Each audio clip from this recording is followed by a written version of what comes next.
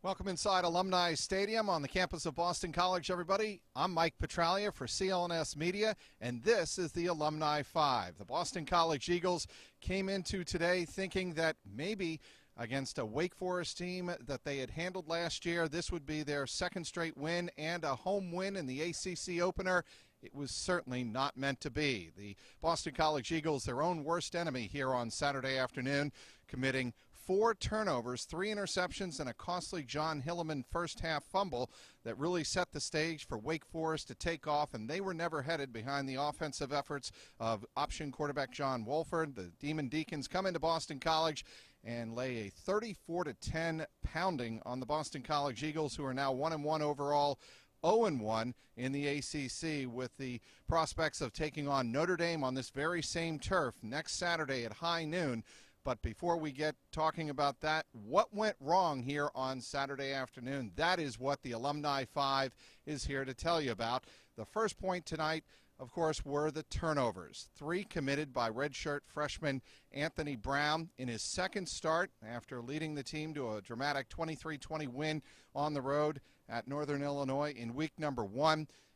The redshirt freshman threw not 1, not 2, but 3 interceptions. One of them returned right before halftime for a killer pick 6 that put Wake Forest up 21-7 at the time. Boston College really was never able to recover after that. 2 of the interceptions by Anthony Brown today were on tip passes. After the game, both Steve Adazio and Anthony Brown said, look, these are interceptions that cannot happen. We have to move on to the next play, the next series, and eventually the next game after this loss today. But for Anthony Brown, he was talking about got to have better ball placement and got to focus more on just making the next play and not worry about the turnovers. As for Steve Adazio, he made no indication after the game, even though he did replace Anthony Brown in the third quarter with Darius Wade, the graduate student quarterback who's been here several years on the campus.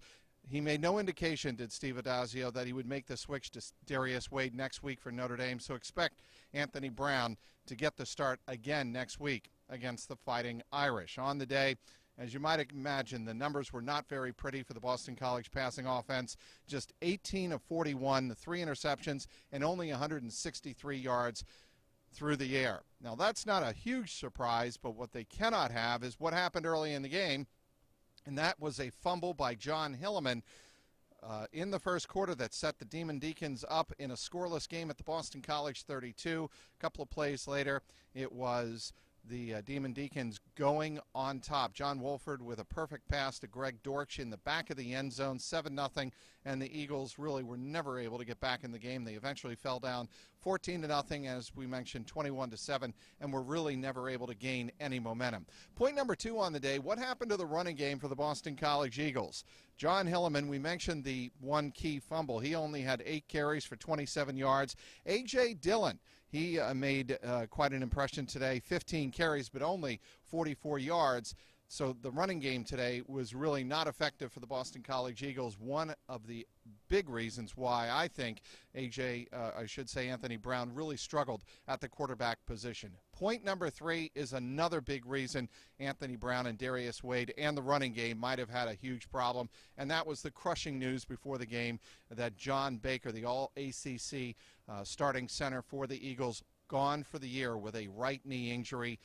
The Eagles are going to have to find ways to get that offensive line in rhythm the rest of the way without John Baker really calling the signals, calling the offensive line formations and the protections.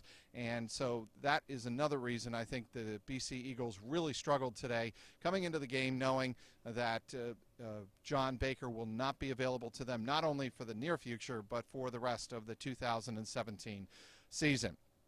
Point number 4 here on the day, the turnovers, as we mentioned at the start. The 4 turnovers cannot happen if the Boston College Eagles are going to have any hopes of competing in a highly competitive ACC conference this year. It was the number 1 point, not surprisingly, that Steve Adazio mentioned after the game. He said, look, we did not come into this game thinking that we were underdogs. We thought we were going to win this game, and I think we would have won this game except for the 4 turnovers. That changed everything. Of course, there was the Hilliman fumble, but Steve Adazio obviously recognizing the significance of that turnover, the Anthony Brown interception right before halftime that changed the complexion of the game going forward. It was a 30-yard pick six and put the Demon Deacons up 21-7. The Eagles had just made a big defensive stop, had gotten the ball back at their own 15-yard line, and it appeared that the Eagles were going to, with 2 minutes and 5 seconds remaining before halftime, make a charge and try to at least get into field goal territory. Was not meant to be. The interception happened, and really that was all she wrote. And the number 5 point, on to Notre Dame. This is, of course, the rebirth of the Holy War. The Boston College Eagles, as massive underdogs, almost pulled off a huge upset a couple of years ago at Fenway Park. Everybody remembers that game in late November in which the Eagles were in the game the whole way until Notre Dame was able to pull out the 19-16 win.